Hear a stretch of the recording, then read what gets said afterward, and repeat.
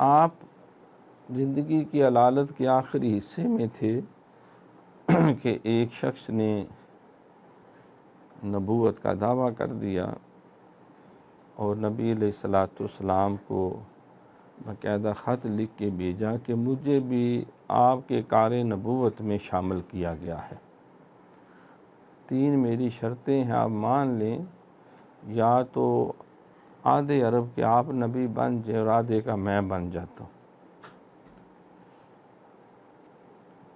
یا پھر یہ ہے کہ جب تک آپ حیات ہیں تو نبوت کا چرچا ہوتا رہے، آپ کے بعد پھر میری باری شروع ہوگی۔ تو اس نے ختم نبوت کا جو ایک قرآن مقدس کا اعلان اور حضور علیہ السلام کے ارشادات اور اللہ کریم نے جو نبیوں اور رسولوں کا سلسلہ شروع کیا، اس کے خلاف بغاوت کر دی، اعلان جنگ کر دیا اور کہا کہ مجھے بھی آپ کے سلسلہ نبوت میں شامل کیا گیا ہے اور مجھے بھی اللہ کا نبی مان لیا جائے۔ حضور علیہ السلام نے فوری طور پہ خط لکھوایا کہ میں اللہ کا سچا آخری نبی ہوں، اب قیامت تک میرے بعد کوئی نبی نہیں آئے گا، تو کذاب بھی ہے، دجال بھی ہے، جھوٹا بھی ہے، مرتد بھی ہے، واجب القتل بھی ہے۔ اور فرمایا کہ ہے کوئی جو اس کذاب و دجال تک میرا یہ خط پہنچا دے؟ تو ایک صحابی رسول جن کا نام حضرت حبیب رضی اللہ تعالیٰ عنہ تھا، اس کے حضور میں حاضر، اور روایات میں آتا ہے کہ آپ کوئی کھجوریں یا کوئی شے ایسی کھا رہے تھے اور ابھی وہ منہ میں چبا رہے تھے تو انہوں نے تیزی سے اپنی خدمات پیش کیں، تو کہا گیا کہ آپ پہلے نوالا منہ میں اتر جانے دیں، بعد میں کہیں، تو کہا میں نے اس لیے یہ کہا ہے کہ کہیں میرا نوالا نیچے اترنے سے پہلے کوئی اور یہ سعادت نہ لے جائے، تو اس لیے میں نے فوراً ہاں کر دی ہے۔ حضور علیہ السلام نے اپنا گھوڑا دیا، تلوار دی، انہیں روانہ کیا، اور مسلمہ کذاب جو بنی حنفیہ کا پیر اور نبی بن کے دعویٰ کر کے بیٹھا ہوا تھا، اور کم و بیش 70,000 کے قریب اس نے کئی مرتدین اپنے ساتھ ملا لیے تھے، تو اس کے نے دربار لگایا ہوا تھا، پیغام ملا کہ محمد صلی اللہ علیہ وسلم کا، اللہ کے رسول کا سفیر آیا ہے، تو اس نے وہ خط جو ہے کہ جس طرح کوئی شہنشاہ بیٹھا ہوتا ہے بہت بڑے تخت پر، اپنے کاتب کو کہا پڑھ کے سناؤ، ہو سکتا ہے وہ خود پڑھتا تو دبا جاتا، تو اس نے شہنشاہیت اور اپنی نبوت جھوٹی کے زوم میں جب کہا تو انہوں نے اس کو پڑھنا پڑا۔ حضور علیہ السلام نے فرمایا کہ اللہ کے نبی محمد صلی اللہ علیہ وسلم کی طرف سے میں اللہ کا سچا اور آخری نبی ہوں، میرے بعد کوئی قیامت تک دوسرا نبی نہیں آئے گا، تو نے جو بات کہی ہے تو کذاب بھی ہے، دجال بھی ہے، جھوٹا بھی اور واجب القتل بھی ہے۔ اب یہ سارے الفاظ پورے اس مجمع نے، دربار نے سن لیے، اب اس کو چھپا نہیں سکتا تھا، ننگی تلوار لے کے آگے بڑھا کہ تو کیا مجھے نبی نہیں مانتا؟ حضرت حبیب نے کہا کہ میں اللہ کے آخری نبی جناب محمد رسول اللہ صلی اللہ علیہ وسلم کو ہی مانتا ہوں، اور میرے نبی نے جو کہا ہے تو کذاب ہے، دجال ہے، جھوٹا ہے، واجب القتل ہے، اسی پہ ایمان رکھتا ہوں۔ اس نے ایک بازو آپ کا کاٹ دیا اور کہا مان جو نہیں تو دوسرا بھی کاٹ دوں گا۔ فرمایا تم سارے جسم کے ٹکڑے بھی کر دو تو اللہ کے نبی کی ختم نبوت پر میں قربان ہوتا ہوں۔ دوسرا کاٹ دیا، کہا مان جو مجھے نہیں تو جان سے مار دوں گا۔ فرمایا کہ میں جان قربان کرنے کے لیے ہی آ گیا ہوں،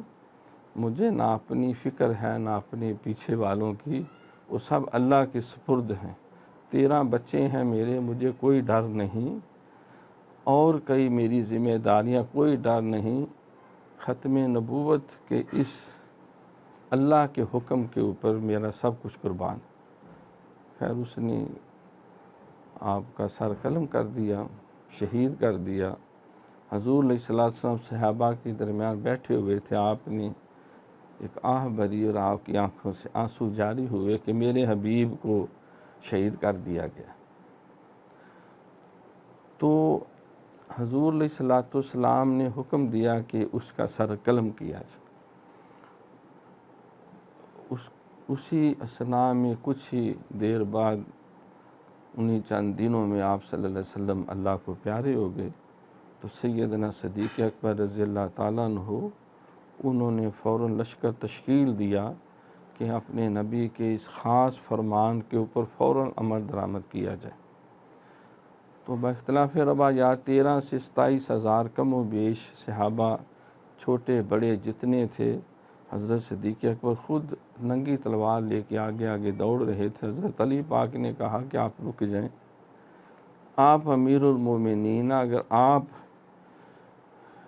اس شیطان کے مقابلے میں جاتے ہیں، کوئی حرج مرج ہوا تو پھر مسلمانوں کی قیادت کا مسئلہ بہت بڑا مسئلہ بنے گا۔ آپ موجود ہیں تو فوجیں تیار ہوتی رہیں۔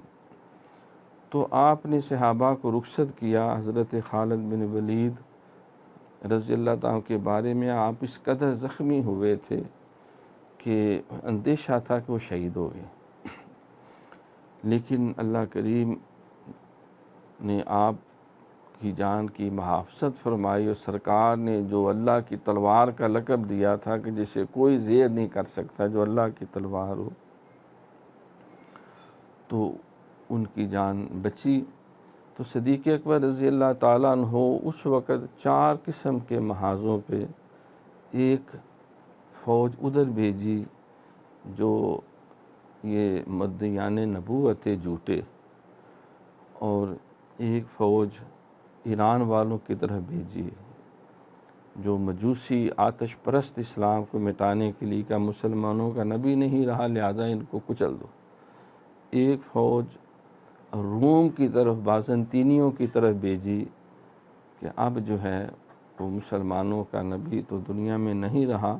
ایک ہی وار کر کے ان کو ملیا میٹ کر دیں۔ اور کچھ مانعین زکوٰۃ جو تھے ان کی طرف بھیجے۔ تو اس طرح وہ 70,000 اور ایک صحابی، جب وہ سارے قلعہ میں انہوں نے اپنے آپ کو بہت بڑے وسیع باغ کے اندر جو قلعہ نما تھا محصور کر لیا، اور گفت و شنید اور تیروں کے تبادلے ہوتے رہے۔ ایک صحابی نے کہا مجھے کسی طرح منجنیق میں ڈال کر پتھر کی جگہ اچھال دو اور میں اس دیوار کے دوسری پار اندر چلا جاؤں۔ تو وہ کم و بیش 70,000 کی فوج کے سامنے انہوں نے اپنی جان کو پیش کرنے کے لیے دروازہ میں کھولوں گا جا کے، تو انہیں کسی طرح دیوار پہ چڑھا کر اچھال دیا گیا۔ تیروں کی شدید بچھاڑ میں حضور کی ختم نبوت کے لیے وہ دوسری طرف کود گئے، اور جو قریب آتا گیا اس سے بھی لڑتے گئے، تیروں کو بھی سنبھالتے گئے۔ زخمی شدید ہونے کے باوجود دروازہ بھی کھول دیا اور مسلمان اندر داخل ہوئے۔ پھر گمسان کی جنگ ہوئی، صحابہ کرام ایک ایک کر کے شہید ہوتے گئے۔